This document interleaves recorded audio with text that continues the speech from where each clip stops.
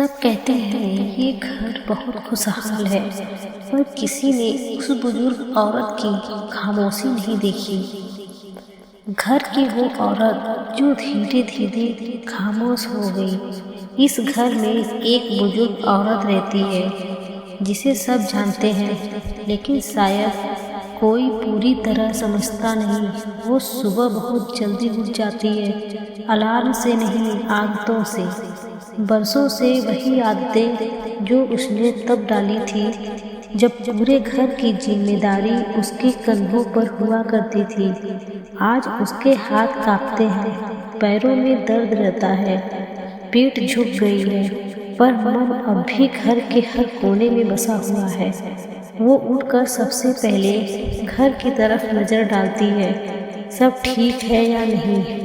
कभी पूजा के कमरे में बैठकर भगवान से कुछ नहीं मांगती, बस सबके लिए दुआ करती है।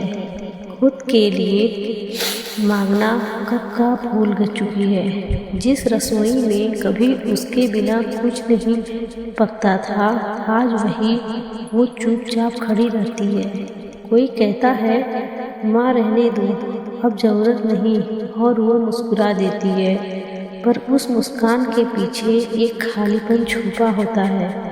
उसने अपना पूरा जीवन दूसरों के लिए जिया, बचपन में माँ बाप के लिए, शादी के बाद पति के लिए, और फिर बच्चों के लिए। अब जब जिंदगी थोड़ा आराम मांगती है तो उसे लगता है कि शायद वो बोझ बन गई है। उसकी बातें अब पुरानी सोच कहलाती हैं, उसके अनुभव अब आज के ज़माने के नहीं कहे जाते हैं। इसलिए उसने चुप रहना सीख लिया है। कभी कभी वो खुद से बातें करती है, कभी दीवारों से, कभी पुरानी तस्वीरों से। उन तस्वीरों में वो मजबूत है, हंसती हुई, और उसके चारों ओर पूरा घर जमा हुआ है। अब वही घर है, पर लोग बदल गए हैं। सबके पास वक्त नहीं, और उसके पास सिर्फ वक्त ही वक्त है।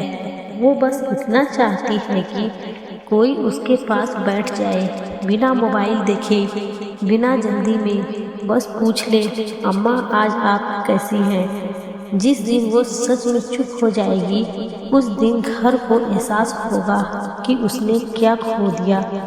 क्योंकि बुजुर्ग औरत घर की बोझ नहीं होती, वो घर की जड़ होती है, और जब जड़ सूख जाए तो पेड़ भी हरा नहीं रह पाता। अगर मेरी वीडियो अच्छी लगी हो तो लाइक, सब्सक्राइब एंड कमेंट जरूर कीजिए।